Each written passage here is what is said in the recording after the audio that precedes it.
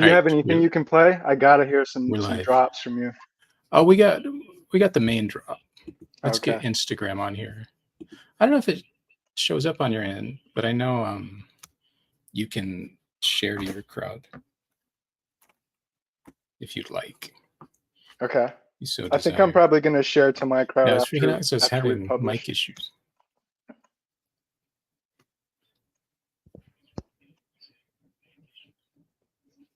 Okay.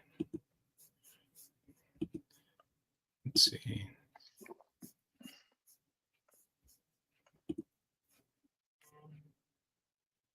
All right, I think we're on. Check, check. So Check. let's ramble. Bebop. I'm so excited. Like I said, we're gonna get some dual ramble music. I wanted to take a picture of your background and put it as my background for the dual ramble and as a mirror image, just to see what you do as a reaction. But I chose not to. I cut out a little on this end. Did I was saying that I wanted to take a screenshot of your YouTube background and put it as my own. Oh, there you I go. thought that would be genius, but then That would be that I would saw be in the very meta. settings that it was going to take up too much system hardware, so I just put that one in the back burner.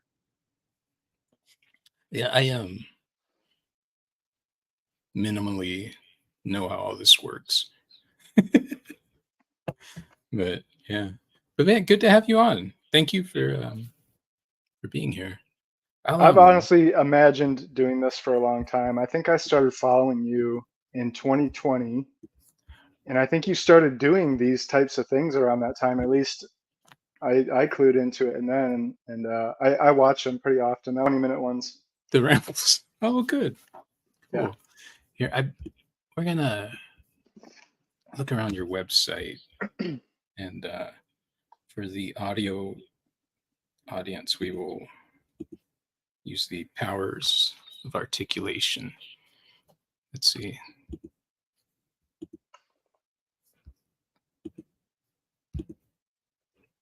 If I can find it. There we go. Okay. Boom. All right. Nice. Well, cool. Well, yeah, I recognize the name, but we'll dig in here.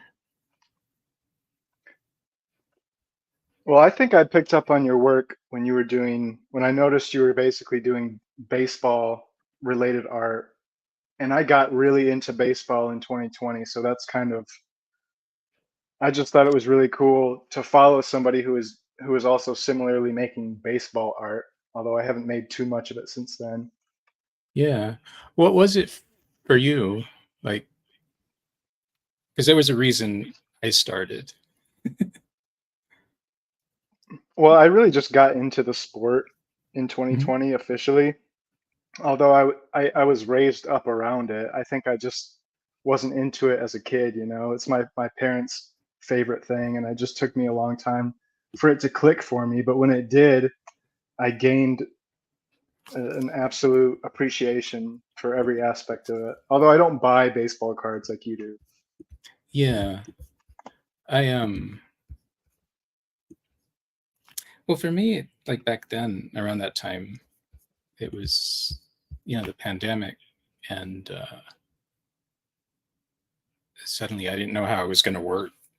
So baseball, it had been there wasn't baseball at that moment, and that was kind of sad. Oh yeah. And then I don't know, it kind of became. I started with these metaphorical pieces about how I felt, and then I just got into it, and it opened all types of weird portals. but that's cool. Well, I sort of see it in a continuum with your portrait work and definitely with your work around wrestlers, you know. It's like you're building up your own little mythologies for these people, Yeah. or you're putting your Or- interpretation on mythologizing them. Well, that type of work is very much about. Let me see here. Is my audio still going? I can hear Okay. Okay. So it probably is. Okay. you. But yeah, it's very much about remixing what's already there. Like I like the idea of bootlegs, like Oh my bootleg God, yes. shirts, the bootleg toys, and so a lot of what I do is it's got that energy. Tell me about your stuff though. Yeah, You know, my creative practice is all over the place. Um, I I went like to that. art school for illustration, and I've sort of found different avenues in the design world afterwards. My own personal work, I think I'm still in the journey of finding where I'm going and what I'm supposed to do with it. You know, like I'm always thinking about painting, but I just always end up kind of drawing instead. Yeah. Um, but yeah, I think if you look at my work, it's kind of a lot of different mediums, and my relationship with my own creativity is a little bit chaotic. For example, sometimes I'll make something and I won't look at it again until months later, and then I'll realize that it was something really good. So it's like my self-editing process and my own relationship to my inspiration is a bit it's not fully predictable yet.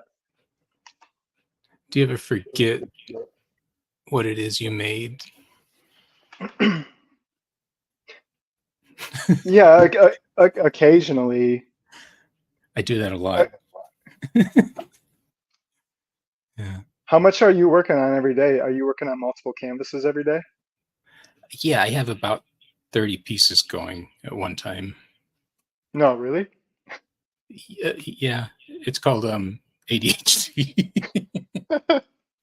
Have you always worked like that, or have you kind of built up to where you're at? I, I I always did. I was thinking about it because I started in photography, and so that was an enlarger, and you would print. And so if there was dust on a negative, you would have to, with ink, spot those in. Now, that's a lot to ask from me. So I would tackle this section, go up here. If I had multiple prints, I would rotate them until I was done. And I didn't realize that was part of my ADHD until recently. But yeah, so Is that room that you were doing in the dark room? Work that you were doing in the dark room? uh That's cool. yeah. But so when I started to really do studio work, um, yeah, 30, at least 30 pieces going, maybe more.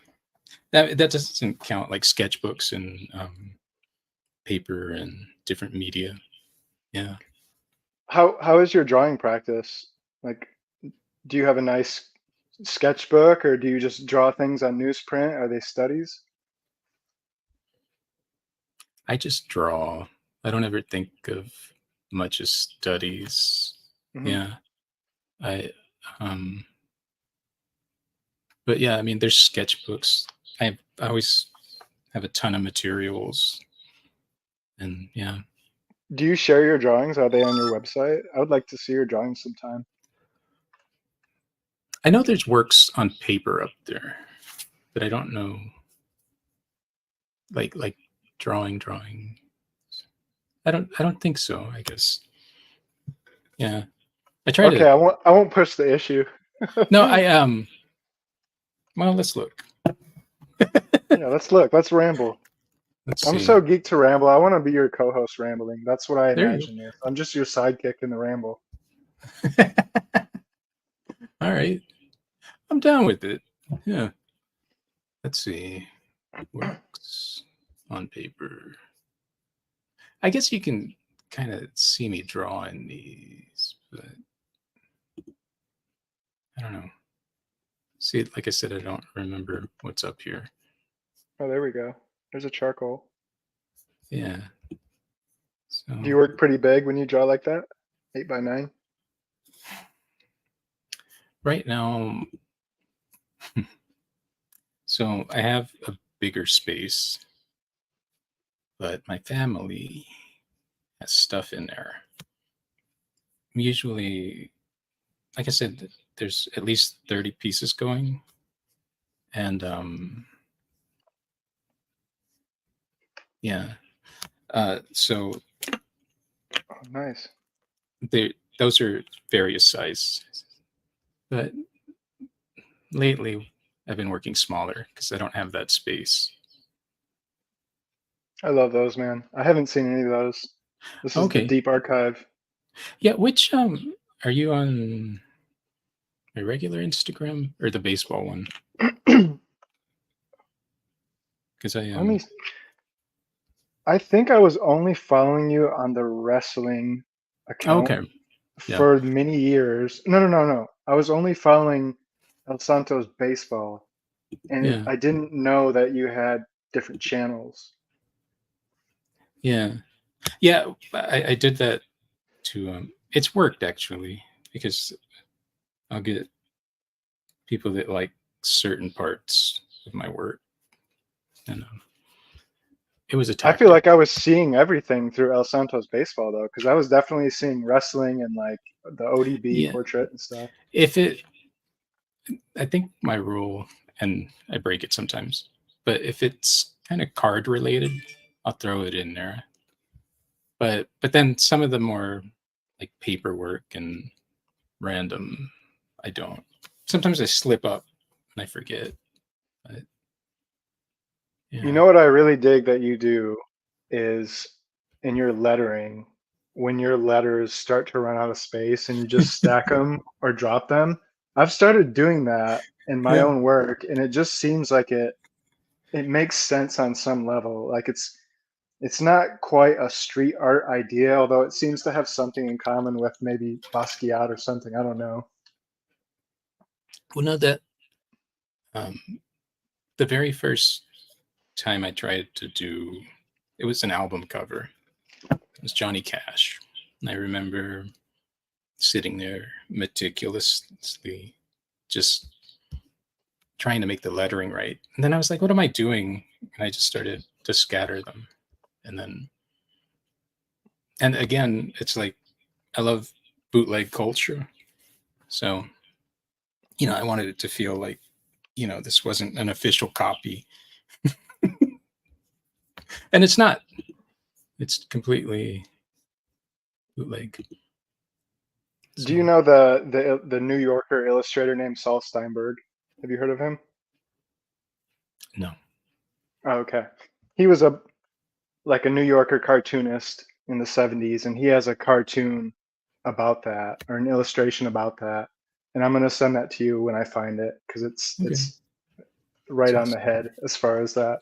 It's like the yeah. artist has to plan how much space they're going to use, or else they're going to run out, and the whole thing is going to be a waste. Or you can just stack your text like you do wherever it Yeah. lands. It's like I like, clearly you didn't have enough space for it, but now you do. well, it'll fit, you know, it's, yeah. I like your lines. They're cool. Thank you. I'm influenced by people with strong line work. That's what I'm really into. Hmm. I'm drawn to those artists for sure. Although I think it's taken a toll on my wrist over the years, and that's why I always think about painting, just finding a new way to move my whole arm for mark making, So someday soon, hopefully, I'm gonna bust through and do some paintings. I mean, of course, I did some over the years, but I don't have a practice of painting, and Yeah. I think that's the next thing for me. So what are you working in? Like, is it Well, I want to show you one thing. okay? Let's There see. was a We'll get out of here. Stop sharing. That sounds so mean. So you showed this one on my Oh page, yeah. which is just a big bird print. So this would have started as a drawing in my sketchbook. Probably can't see it, but um, the line art would have started as a drawing in my sketchbook, and then I go to Office Depot after I scan it and I print it on lamination paper, and then I fill out the colors from behind. So, and this is a way of almost like mechanically separating the colors, and it's very similar to how early animation and golden age animation worked with different cells. But it's also a way that cartoonists work in a way. Yeah. And this is kind of one version of how I achieve that analog look. Cool. And then there are other times where I'll take an illustration and digitally color it and stuff like that. So I would say a lot of different combinations of scanning ink work. I don't do a whole lot of purely digital illustration. It's just never really clicked for me, but there are times when I practice in that way. Yeah. How did it start for you? I guess as a kid, I've always drawn, but then, so I joined the military and I just practiced art the whole time. And by the end of my enlistment, I was building my portfolio for a art school application. And so I was just using a lot of different mediums, but I think what it comes down to is the most sense of control I have ends up being with a pen, you know. And that's why I say that I don't think I've quite arrived at the final version of what my art making looks like. And I'm okay with that, you know. I I think love drawing. I love the idea of being a comic book artist too. And that's one thing that I'm always trying to work my way up towards. yeah. I think that continuously evolves. You know, it's I I don't know. I never thought about it too much. And I don't know if that's good or bad, but um yeah. Because like I said, I started as a photographer and that career was going really well. And then one day I said, yeah, I'm not doing that. And so I don't have I guess a commitment to, like, I'm doing this now, but I could start knitting tomorrow. And, You're right. and that'd That's how be, I feel. yeah, it'd be okay. It, because in the end, it's all expression, you know, even, even making videos and things, the creativity, I don't know. It, it all interests me. So Can I direct your attention to a couple more works on my website yeah, for sure. Let's on your go. sharing screen? Just two more Let's, different kind of modes that I've worked in that I think I'd like to tell about. let's get back into it. Also, I wore this shirt. I thought it was somewhat relevant. Nice. I don't get a Bang, whole lot of bang. opportunities to wear this shirt, but he was one of my favorite wrestlers growing up. Have you read his books? No, I haven't. Oh man. The first one is great because initially he'll describe the process of, hey Mick, you're gonna write a book. It's great. All right. Let's see. Where should I go? Go to the art tab and then go to the P section. There's two collections in there I'd like to show you. The piece.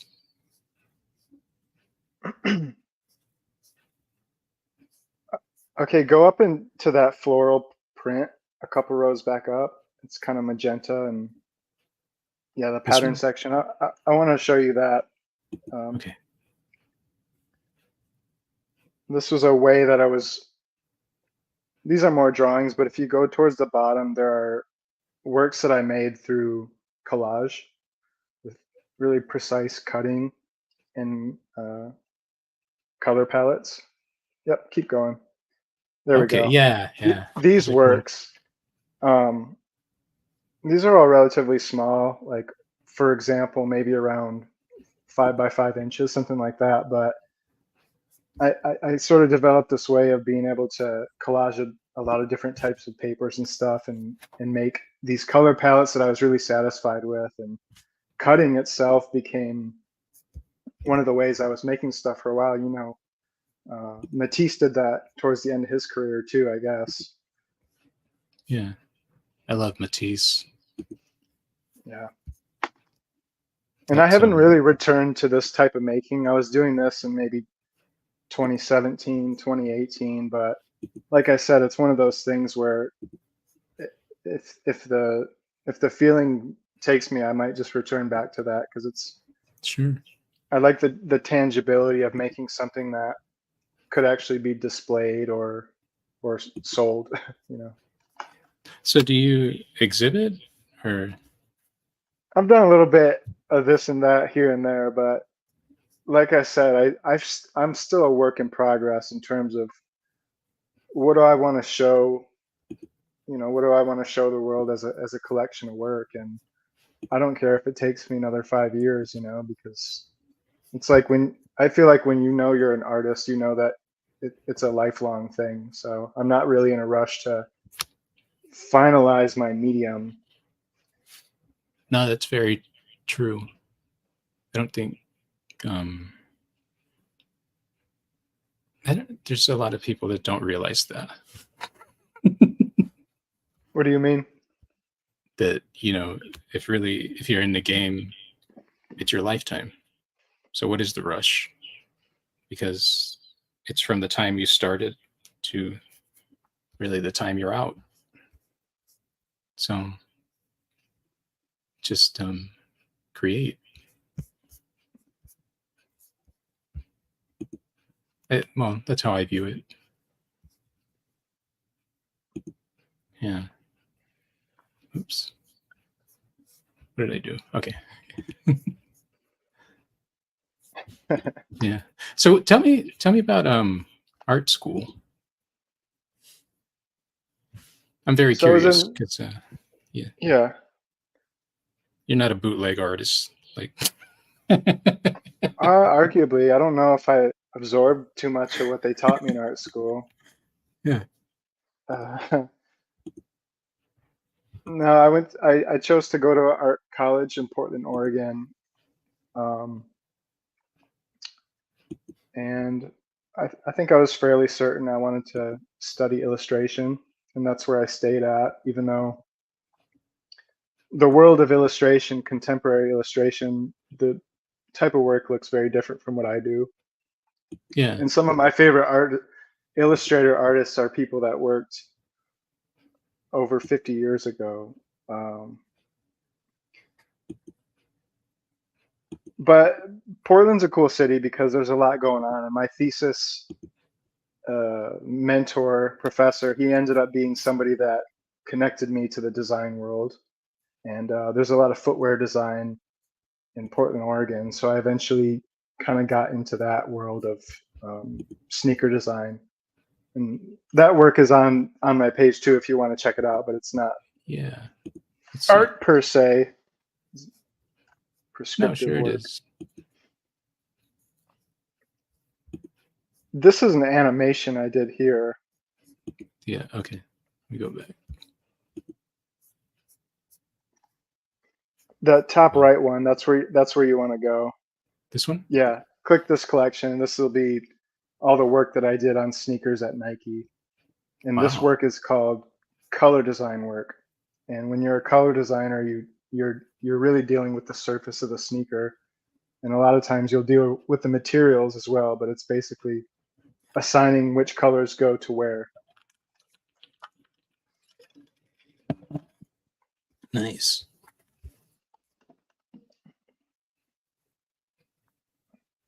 So how long have you been? Are you still there? like at Nike? No, I did. This was from a contract I did in 2019 through 2020. Okay, these are awesome. Thanks. There's a lot of them are.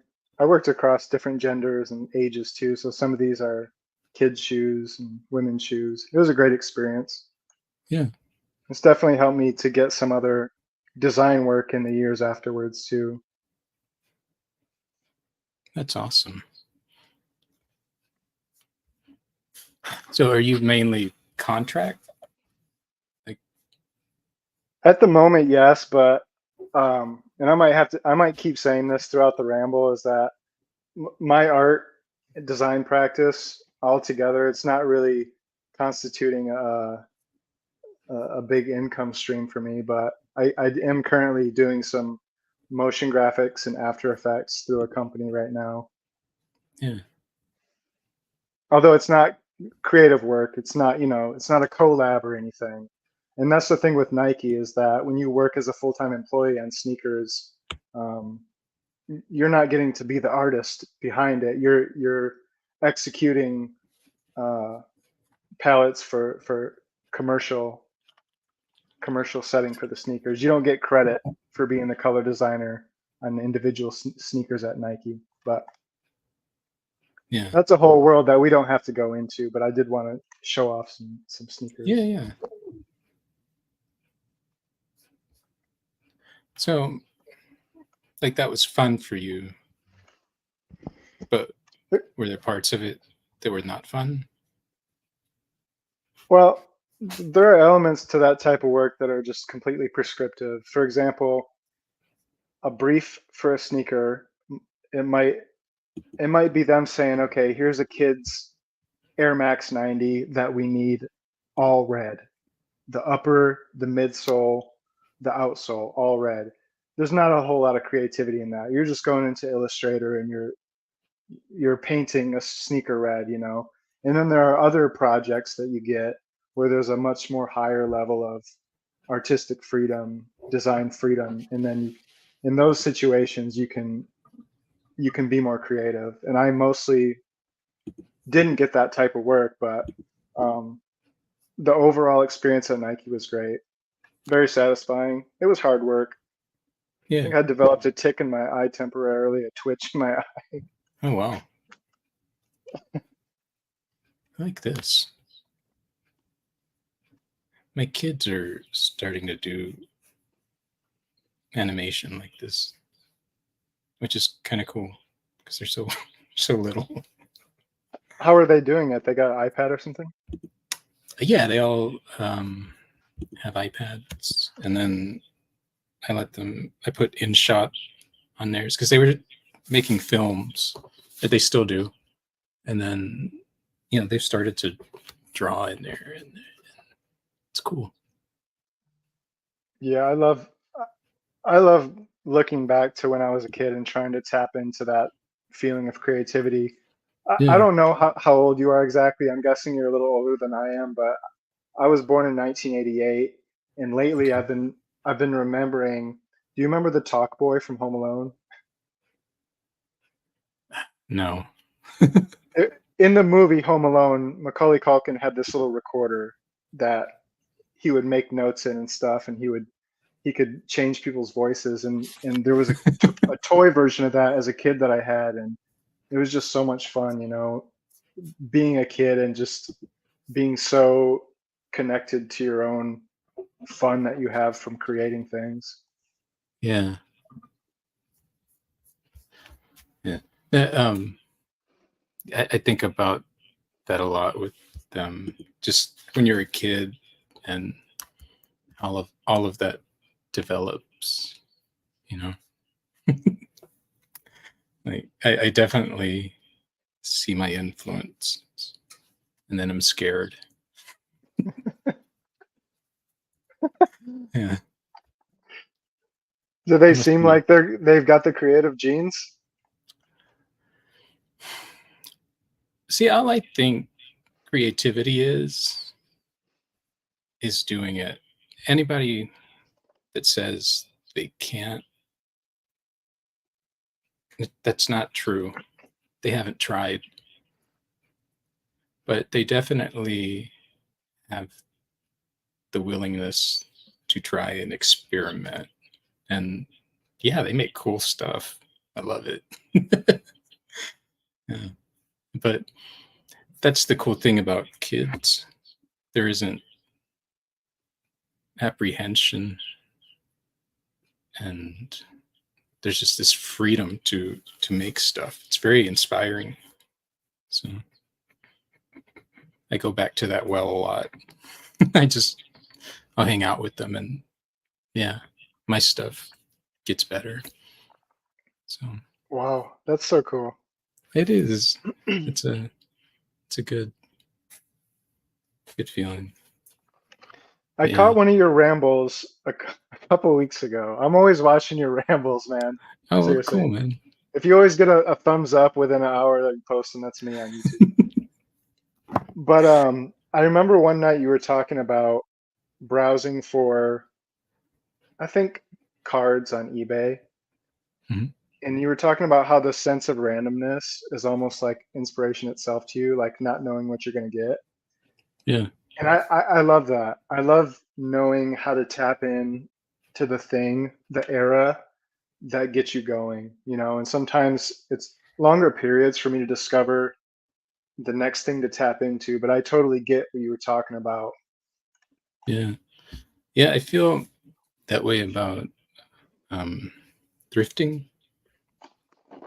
I've been I've been going to the Goodwill outlet, and pretty much there's bins of stuff, and people elbow and fight to get to the stuff. I don't really partake. I'm just looking through the piles of randomness, different eras, different histories, different media, different graphics. Like anything will catch my attention. It could be vintage blow dryers, just the way they're made, the logos. Um, so yeah, I think your portfolio is cool because I Thank you feel so feel much. like you're drawing from different eras, different things, and that's cool. But, That's an honor but yeah, coming from you, El Santo. oh man, yeah, it's good stuff. Hey, I gotta know, what is that bright green painting that appears above your left shoulder? I gotta know the story on that because I'm always looking at That that. that one's actually my mom made that, and Really? yeah, she started. She doesn't do it anymore. I need to push her to make some more. But she started painting, and then she was working on that one. And then she started to put other stuff on it. I'm like, no, no, no. I'm like, stop. Like, it's good. And it's called The Lonely Friend. And I don't know. I love it. So, yeah. Was she using acrylic paint Mhm. for that? Yeah, that's a good Yeah. one. Yeah. But yeah, and she really liked it. I need to get her back to it. So, but Yeah, that's the she was a sweetest thing. oh yeah. She was definitely I blame her. She didn't paint.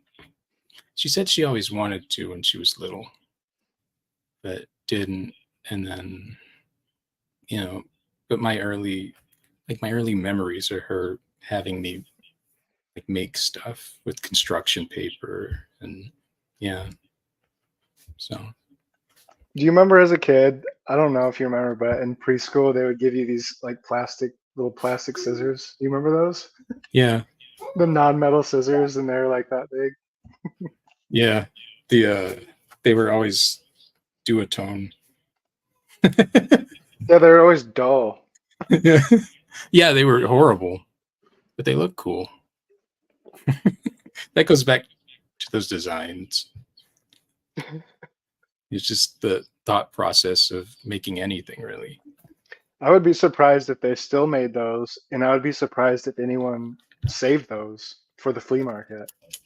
Nobody was having fun with those scissors back then, man. Yeah.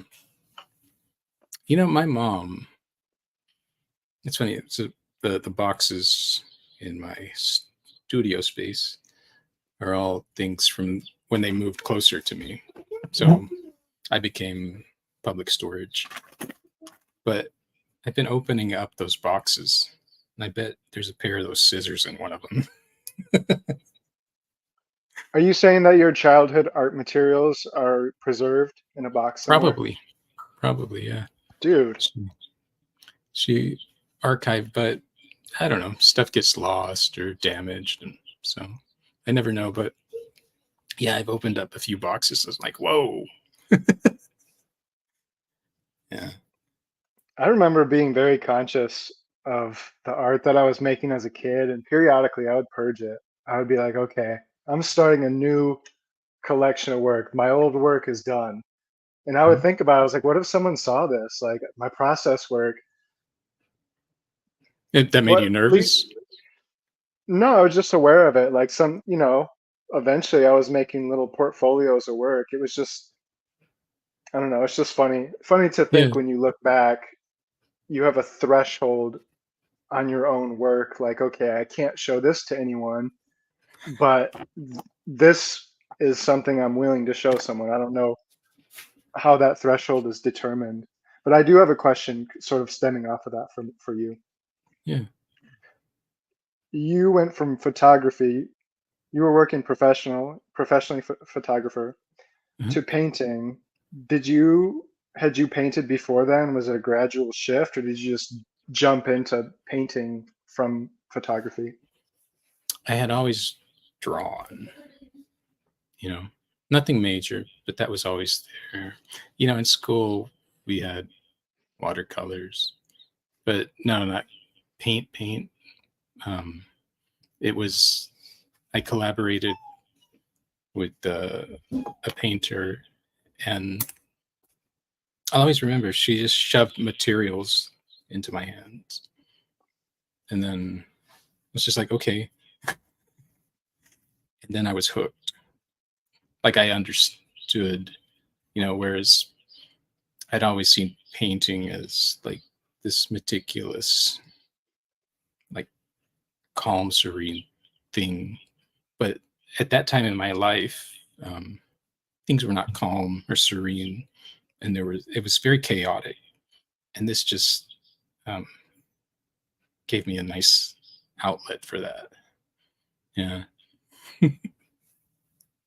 yeah. It's because I think I'd started in a dark room, and I was becoming a desk man.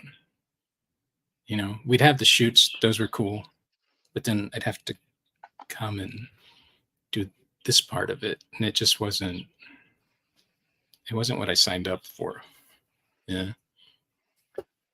So, but but yeah, Did you take any kind of classes for photography, and then did you take any kind of classes for art making, like painting or anything like that? yeah. Photography. They didn't have a degree where I went, but there was the Glassell School of Art in Houston. Mm. So I went through the whole photography program. The year I was graduating, they started to offer a degree. I would have I would have done that, but then that I could, yeah, if I could retroactively take those credits, I would have had a photography major. So, but that was a big influence because every semester you'd get a free pass to the museum, and so I'd spend my time in the dark room, and then I'd go to that museum, and I'd just look at everything. Like, That's great. yeah, and that. So I don't know.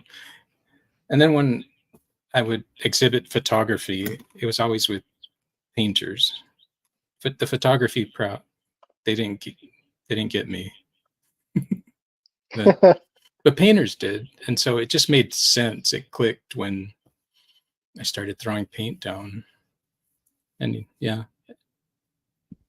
and even some friends that one mentor that I had photographed his stuff for years, and I didn't even realize what was going on. But every time I would do that, I'd just sit there and ask him questions, and yeah, and he's got a master's in it. And that was quite the education. But and then once I did start painting, it was very raw, of course. And then I wanted to paint people because I was doing animals and I was doing people, but it was just however I could imagine it. So there was this classical painter, and I went to her and studied a bit, and then I got to a certain point, and then I was like, okay, that's enough. That's about what I want to absorb. And then I went, I guess it's a marriage of what I got there and what I came in with. So, and then Was what's that the same evolving. friend? Which one? Was that the same friend who shoved the materials into your hand and told you to No, paint? see, she, um, her name's Shelly. She changed names now. I guess Beard. But she still works more figurative, abstract type stuff. And yeah, if you look at all these people, you can see their fingerprint in what I do. Because I learned a lot watching her too. And yeah. These are Houston folks? Yeah. Yeah. That's where I was for a long time. So. Nice. Mm-hmm. Would you ever do a program where you show yourself painting? Like A what do you mean? a live studio feed of yourself painting or something like that. I don't know. Just a you thought. know what? Yeah, I've wanted to do a live stream. I got some extenders because in my back room, the internet doesn't hit. So that's the only thing that's stopping that. I don't know that I wouldn't make it like a course, but yeah, I've been wanting to stream. That'd be cool. Oh yeah. Oh, dude, you should definitely do a stream where you paint. I know probably have to set it up in a weird way, cameras on a canvas or something, but that would be really cool. Yeah, all I need is the internet to hit right back there.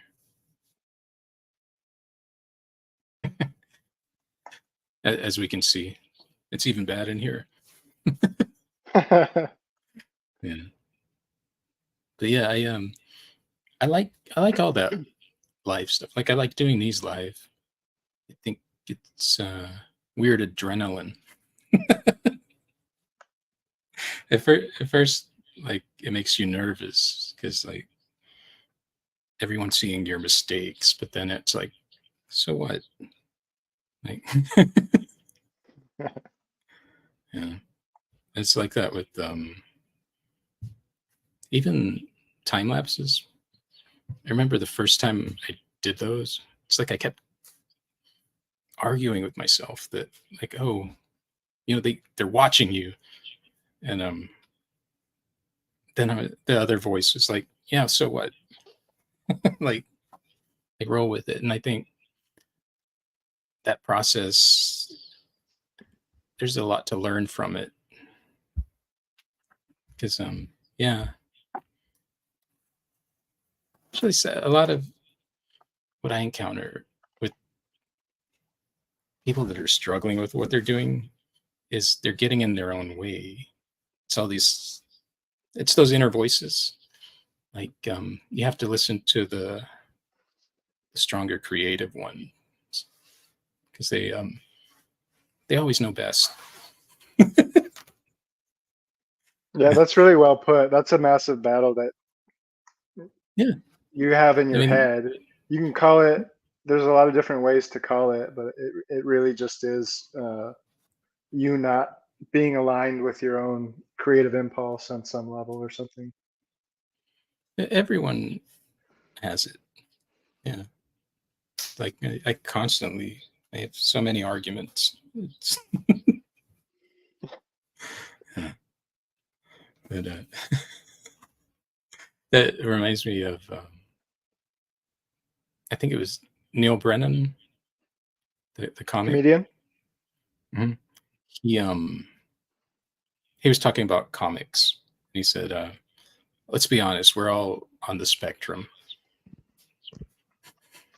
I was like, "Huh." I had an ex-girlfriend that said, "There's a one-letter difference between autistic and artistic."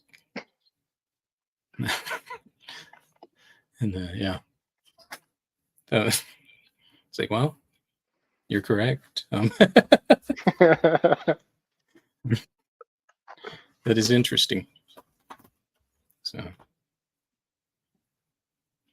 yeah, Do you do you watch any? Do you watch TV a lot? I don't get to. Yeah. I like it, but yeah, but the most I do is mainly right before I go to bed. I have trouble falling asleep, but I'll watch TikTok Yeah. and I'll go, this is ridiculous. My son is running around the background. Go to sleep. He's rambling. Ah, like I do these in the middle of the night. Too. Hey, that's okay. My cat's running around too. She's climbing on the bookshelf and doing the things that are bad Yeah, intentionally. I actually had stopped doing these for a while because he is running around, but it's not too bad. But it's absurd, and I want to go gripe at him, but will not do that.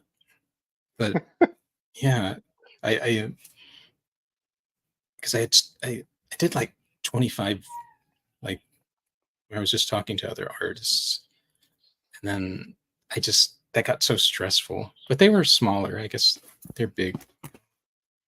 They're still annoying, but I still love them.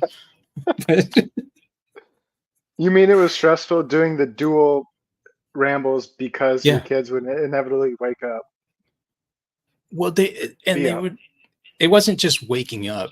It's like these screams, and then I think at some point I just wanted to get back to it, so I started talking to myself really, and then I was still having background issues, and again, those voices that you fight with.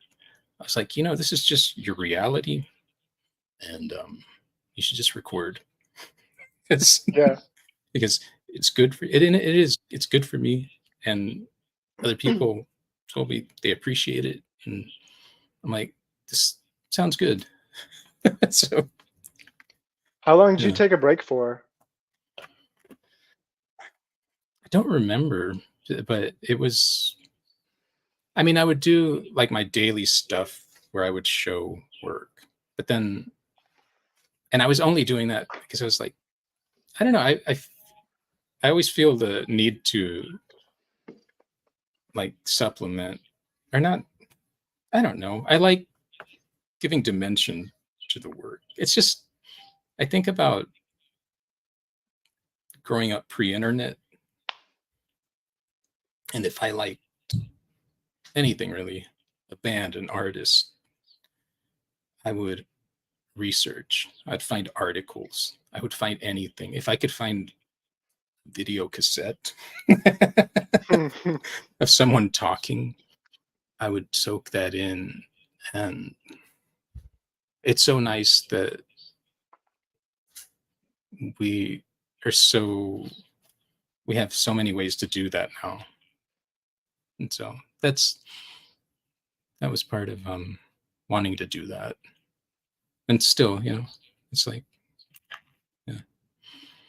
to, And then to me, painters showing their process whatever way is invaluable to me. There's yeah, not many who do it, and of those who do it, do I like all their work? It's like I like your work, and I like this component of your video making. And I think it sort of rounds out your creative practice because then it gives you a chance to reflect on what you've done. And it sounds like you do these at the end of the day, at the end of Yeah. your studio shift. Yeah. Yeah. And No, that's the other thing is it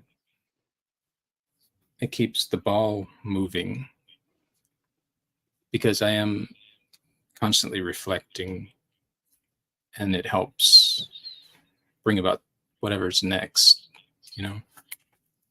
Yeah. I didn't realize you actually do these live. Oh yeah. Well, I mean, that I know it, now. I know that you did them live, but when I started rewatching your new videos this year, they were popping up for me on YouTube, and I would just mhm. watch them on YouTube. And I noticed sometimes you'd be like, I don't know if I'm having a mic issue right now. And I was just thinking, I was like, well, if he's having a mic issue, he'll find out later and he'll just re-record everything. And then I caught you live on Instagram a couple weeks ago, and Yeah. I was like, oh, he records these and then he posts the results, and that Yeah. adds a whole nother layer of not pressure but a type of tension to it. Well, yeah, there's that nerves thing, but for me also, I have 3 kids, full-time father, full-time artist. Um, Time management is so critical. And so the other part of like just doing any of this content thing, it's like I started thinking about it this year more. It's like you've got to find a way to make this easier. And so like StreamYard's nice because you record these, you can edit in app, and then you have a product. Like, and you have these cool, I've loved like the dual rambles. I've loved snipping the conversation and then blasting those out.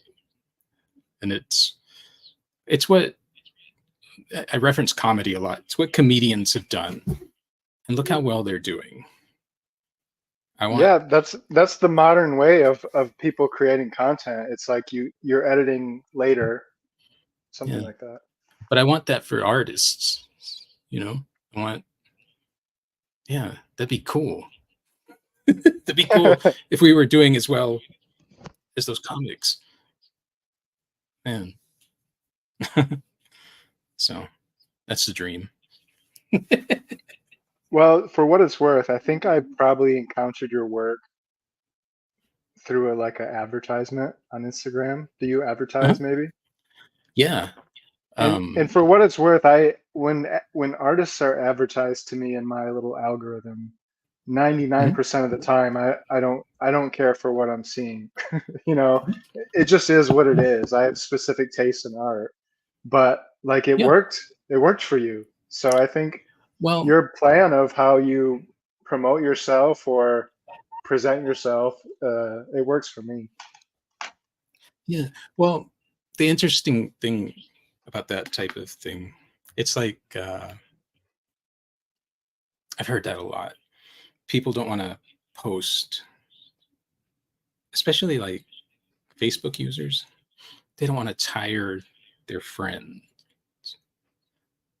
I'm like, you're not posting for them. And if they have that much of a problem with it, they can unfriend you and they can call you and you can go get coffee. That's okay because you're trying to do this thing and you put it out there however you can. And what you said is a good example. You can blast it out there. And there's a bunch of people that will maybe have the same reaction, but you're after that person that will dig what you're doing and support you in some way, either collaboration, client, just somebody who's um, will get on the frequency. Instagram at the moment is the only one I've advertised on.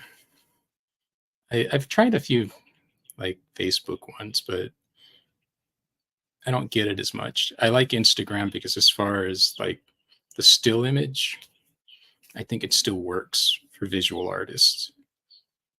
So Yeah, it yeah, seems I to don't know. me Instagram seems to be a place where the creative networking still happens in a meaningful way.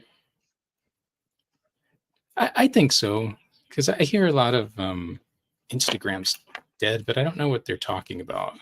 I guess maybe organically, yeah, it'll just your stuff will just circulate, and that's why I do put ads out. So I think for the moment, for people who work in our visual art realm, it's going to work as an extension of the portfolio or an extension of showing your process. You know. well, we in a way get to be our own biographers. How cool is that? Like, yeah. How much time we got? I So got some more questions for you. no, man, we can go till you say quit. Okay. I This want to is know. this is supposed to be my quiet time, but my son is demonstrating that that's not always the case. I want to know kind Go of ahead. because you have all these influences in your work. I mean, just off the top of my head, the sports world. It seems like you're into hip hop and wrestling, and these kind of vintage, not vintage things, but they're specific kind of. At one time, they were underground culture. What were you absorbing growing up? You know, were you watching TV as a kid? Did you watch cartoons, Yeah, wrestling? of course wrestling. I would stay up because I didn't see that till I moved to Texas, and it came on late at night, and my parents wanted me to go to sleep, but I had to watch it. History's And repeating itself. yeah, yeah, and but and my dad would say it's fake, and I remember being 5 and thinking like, is this like, are you trying to give me news? You mean I can't drop you on your head and you'll stand back up? I can't swing you against a rope and then you'll bounce back to me so that I can punch you in the face. I'm like, I know it's a cartoon, but like we're using people. And again, it goes back to bootleg things. That's bootleg fighting. Now it's choreographed, they do get hurt, Yeah. but yeah, it's not, you know, a death match. Like, and if it is, it's a controlled one. It's That's so funny to me because usually the parent has to debate with themselves when they're going to tell their kids that Santa and the Easter Bunny aren't oh, real. But your not my dad, dad. as soon as he knew you could talk and watch wrestling, he told you the news. It's not real. And you were like, He, on what level is it not real?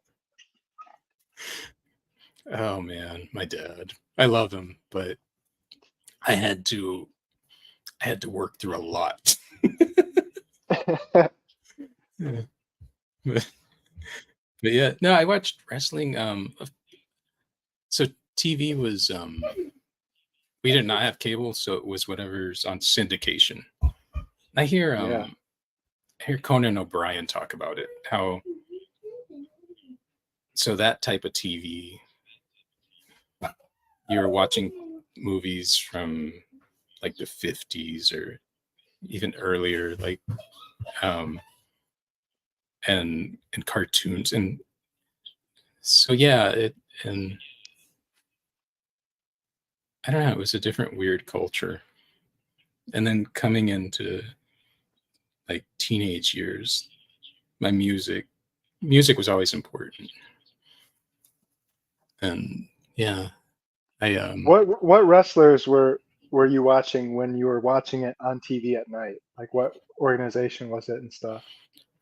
Well, when I moved here, there was world class championship wrestling.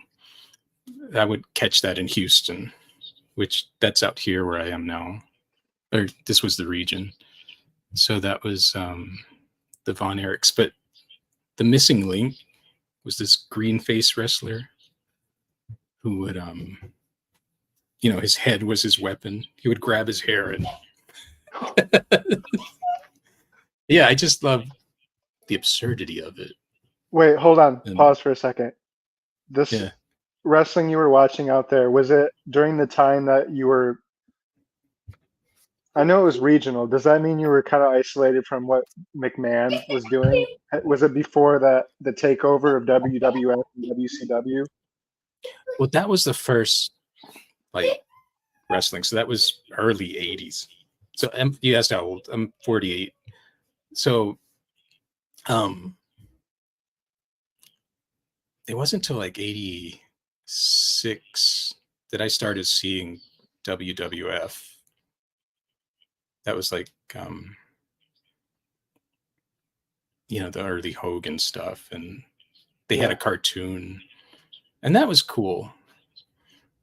But I liked the grittiness of the other stuff. And was the other stuff like lower production value, black and white? Did they bleed on it? It was just more.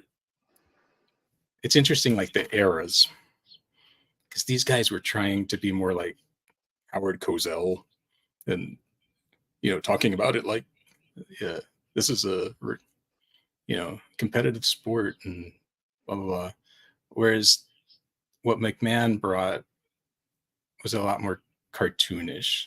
Like that was the first time you really got a true color commentator, like Jesse Ventura, who would root for the bad guy, and then he would argue with whoever was opposite. So that began there, I think, and that was different and that was fun.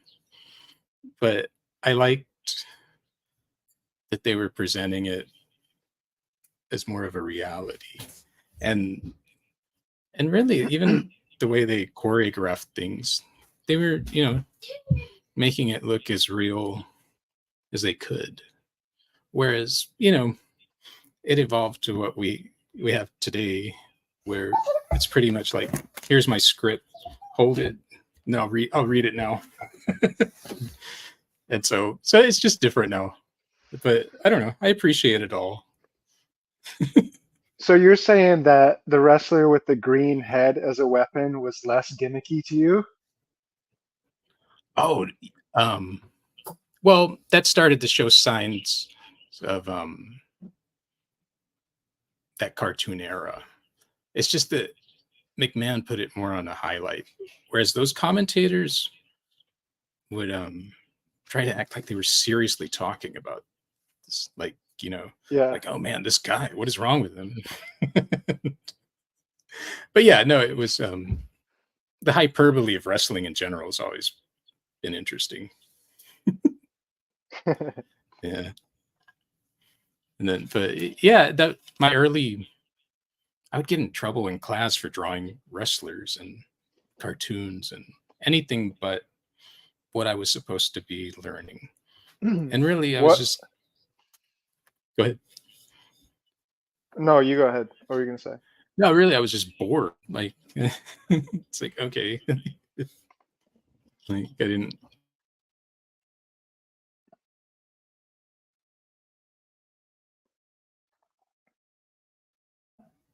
There we go. I'm back. Santo, come in. I'm back. I was gonna ask you what kind of cartoons were you watching, and what kind of comic strips, newspaper comics were you looking at, or comic books, if any? Yeah, cartoons like Saturday mornings were.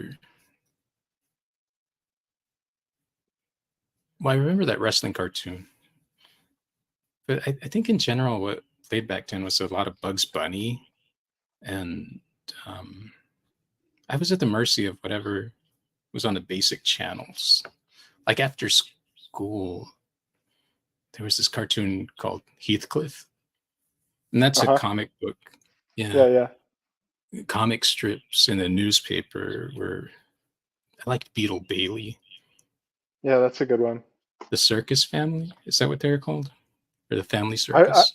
I remember the name Beetle Bailey Yeah, as the name of the comic. I read those a lot, and I like the drawing, and then but I liked Hanna Barbera stuff because there were so many characters, and they were so like visibly colorful. You Like know, Magilla Gorilla. Were you aware that you were watching 70s reruns? Or no, was it just no, cartoons to you? yeah, it was just cartoons. This is what was on. Fat Albert was. I'd still catch that, but yeah, I had no idea these were older until yeah, I was older, and I was like, oh wow, okay. Were you catching the work of Sid and Marty Krofft? They did Land of the Oh my Lost and god, Where's the Road and stuff yes, like that. yes, those would come on after Saturday Night Live, which I love Saturday Night Live. So there was or right before, I think, right Hmm. before or after. I'm trying to remember, Do you think but that was because no, that wasn't more of an adult crowd. That's just maybe that was just mainstream puppet television entertainment at that time and everyone wanted to watch it. I don't. It didn't have a long run. I remember because I was sad when they stopped showing it. But Which one? They did a whole bunch. They did Lidsville, they did HR Puff and stuff. see, I didn't see any of that. I saw the one that was, I guess, DC based because there was a lot of presidents and political stuff. Yeah, you'd like see a Nixon puppet. It was great. They gave you the most strictly educational type ones for free. I guess you get what you pay for. Yeah, like I said, Were you able oh, yeah, go ahead. were you able to catch Pee Wee Herman? Is that where you got into Pee Oh Wee? my god, yeah. So he came on Saturday mornings, and I was just hooked looking at all the background stuff, which turns out was Wayne White, Wayne White. and who I love his work. And that's funny. He's he's on my Facebook feed, and the only time he's interacted with me was do you remember when everyone was posting their AI portraits?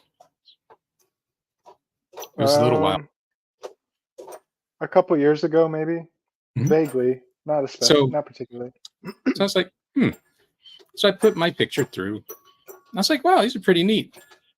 And I posted them, and he put star or soul stealing garbage in all caps. I think it's like, oh wow, it pissed Wayne White off. You caught him on a bad day. I don't know. I've He had never had enough interacted. of it. I've never interacted with them otherwise. Oh, okay, yes, sir. I'm like, maybe. I'm like, it's just.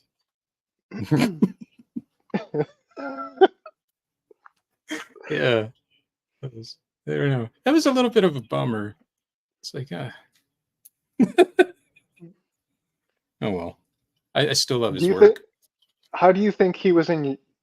How do you think you were in his feed? Had he followed you based on him being a fan of your work? No, I Do you don't think think that's how it so. happened? I don't know. I don't know, honestly. Um, I don't put too much thought into Facebook. So I probably friended him. I know who he is. Yeah. So yeah. But I don't remember. Yeah, I the Facebook infrastructure has changed a lot of times over the years in terms of pages and friends and likes, and I don't. I don't do it anymore. Well, yeah, as far as my main Facebook, I would never have been there in the first place if it weren't for promoting my artwork. And it was my sister that said, "Hey, this is a good place to."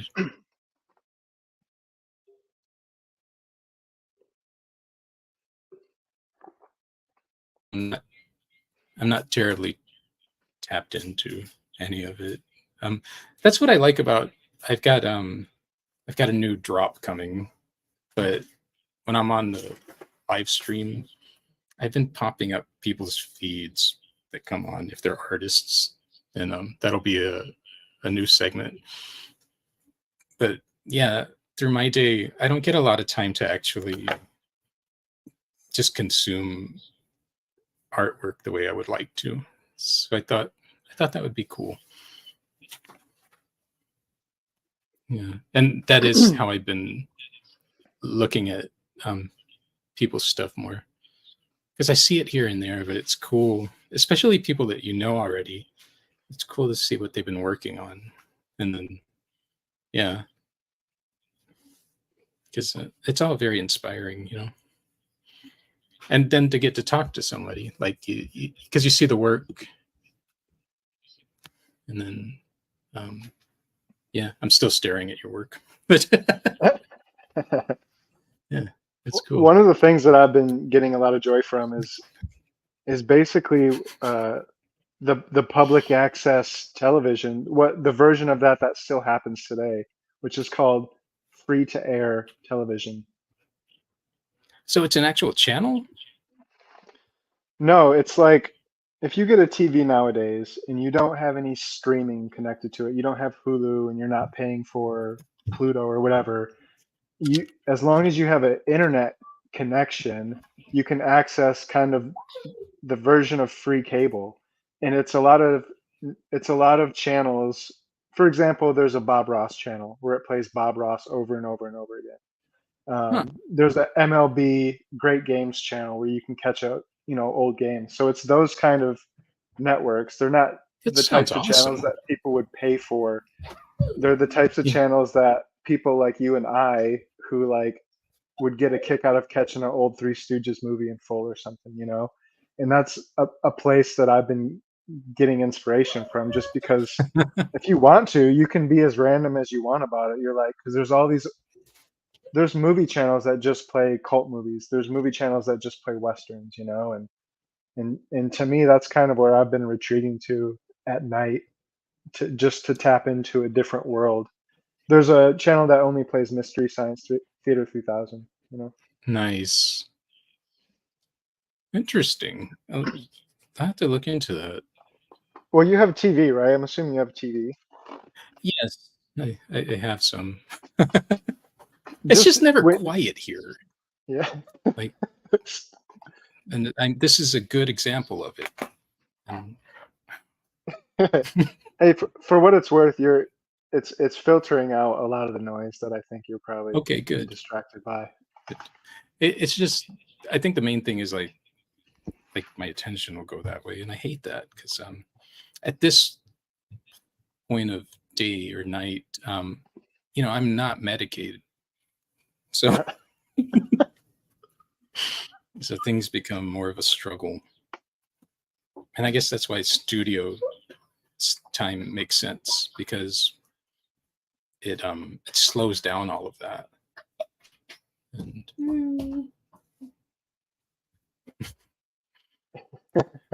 and yeah, he's loving this. Yeah. What did you watch growing up?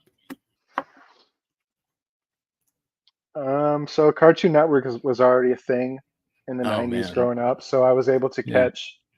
And Cartoon Network in those days, they did just play reruns of Hanna-Barbera.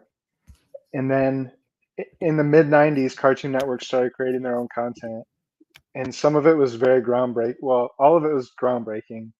But one of the things they did was Space Ghost Coast to Coast. Oh Um, man, and that was a big show for Yeah. me growing up. Just they were doing so many different things that were Yeah. ahead of its time. Yeah. Um, and then a few years later, you started getting shows like Dexter's Lab and the original, Cartoon Network type stuff. But on top of that, I have memories of much older things on TV. Like they used to play Garfield on TV all the time. That wasn't old for me, but you remember they used to Yeah. play the Garfield cartoon, and I didn't really like it, but I still watched it. Oh, and my parents let me watch MTV, for Nice. whatever reason. And I got to see the early music videos and Beavis and Butthead and stuff like that. So I got to see it all. I was Yeah. in the right place at the right time to absorb it all. Oh, I lost you.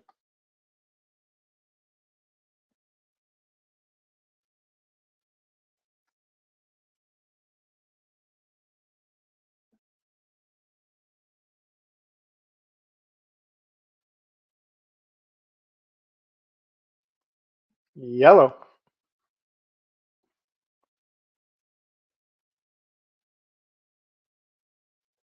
We've lost El Santo. Now it's Freak Books world. I've taken over the artist Bebop, everybody.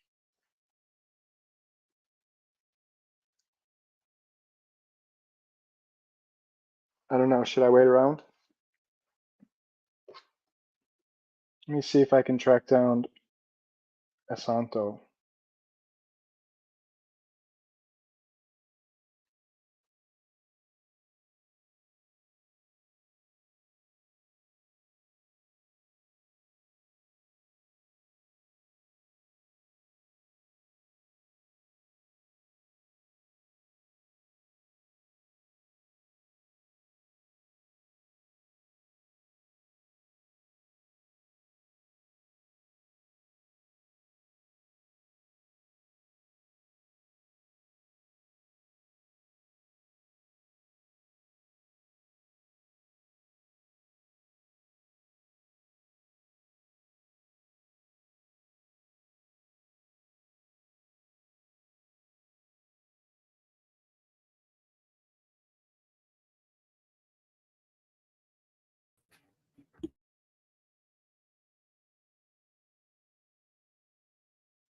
What happened?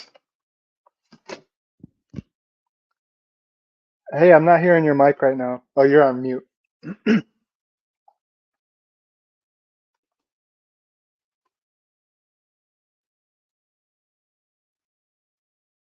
Did one of the youngins kick over the whole computer? I probably. My There we God. go. Yeah. I'd have to. I don't know. You might have to ground them for this. Yeah. The problem is they live here. That's what doesn't make sense about grounding. Grounding should be like send them somewhere else. Send them to military school. Yeah, there you go. Oh my gosh. But no, I don't know what that was. He might have kicked the modem or something. That's great. The But we're modem. no, so Cartoon Network, Harvey. Uh-oh.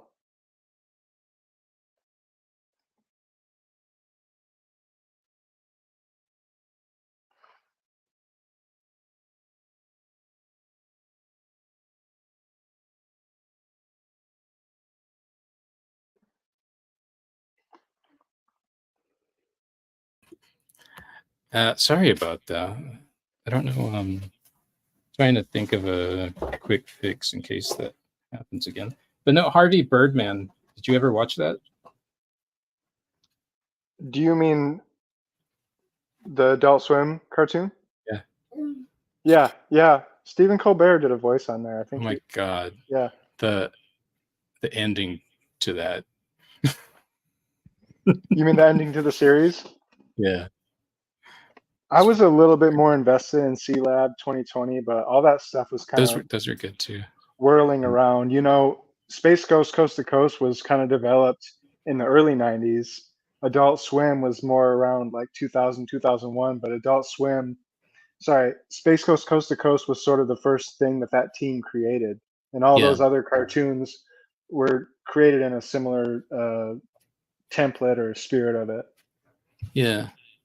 See, like I said, I didn't have cable. You were talking about MTV, and so to see that, I would have friends that had cable, and I still have those tapes, but they would record. They would just leave it on record, and then I'd get these tapes. And that's how I got to see some MTV, but which is, I don't know, kind of silly when I think back to it. But Do you but did you yeah, ever catch like Toonami and Dragon Ball Z and stuff? Because that would have been before, a little bit yeah, before Adult Swim.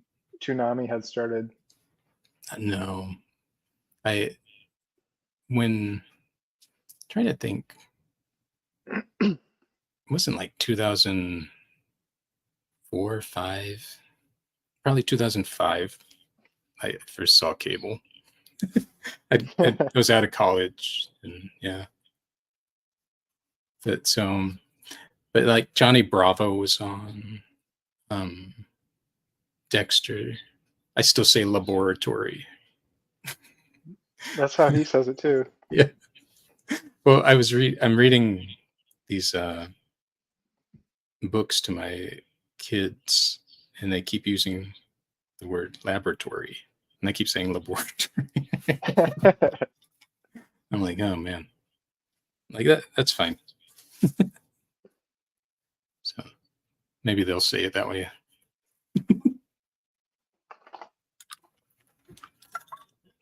All right. I think the boy is driving me insane.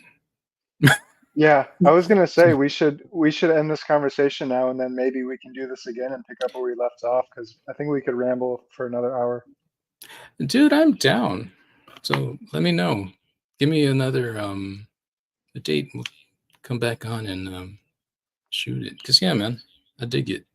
It's and frankly, it's weird talking to myself. But yeah, Well, but as a big fan, please don't stop making videos. uh, well, man, thank you. I I debated on it, like, because I was doing the things where showing what I'm working on. That makes sense. And then I was like, I want to bring back guests, but it was also kind of, because sometimes you'll schedule, somebody has to cancel or whatever. Yeah, And then I was trying to do them weekly, and I realized putting a lot of pressure on myself, and it's not something that's always within my control. So it's like, what if you just start talking to yourself? And and then I was like, I was doing those weekly, and then I would think of stuff during the week, but then I'd forget it. And I don't ever really want to read a script, Like I just want the thoughts to be free flowing, because I guess that's what I'm drawn to when I consume, you know. There was somebody analyzing somebody who did well with their content, and what they said is he speaks in sound bite. Once he yeah. said that, it kind of really annoyed me. He's right. I'm like, I do not want to speak in sound bite, you know, even though, I, yeah, I think there will always be an audience for people with the attention span to watch the whole thing. yeah, And as an example, I would say that as a big boxing fan, I don't if I miss a match, I don't really care to see a highlight reel version of it. I would much rather watch the whole thing because um, that's just the way I am, you know. I yeah, mean, I'm okay watching the snippet TikTok edited versions of things, but there are many times and places where I want to hear the whole 20-minute ramble. or I want to watch the match from start to beginning, even the so-called boring moments. Yeah. Yeah. No, yeah, I feel that. Yeah. True. All right, it's been an honor, Sergio. If you Hey, see man. this guy, Yeah. contact the Too bad. sheriff. I like Dude Love. Oh man, I need to do a dude love. That's You need to that'll get go on the Mick. You need to list. get Mick on a dual ramble. Bet you could Oh track him man, down. that'd be amazing. Yeah, I'll work on that. All right, sir. Let's okay, hang on after the jump here if you can. Okay. Yeah, I can say Bebop out if you want to. If you let's do it. let me do it. Ready? I'm ready. Bebop out. Bebop. Yeah. Awesome. But we're still live. Yeah, all right. Well, yeah, we'll officially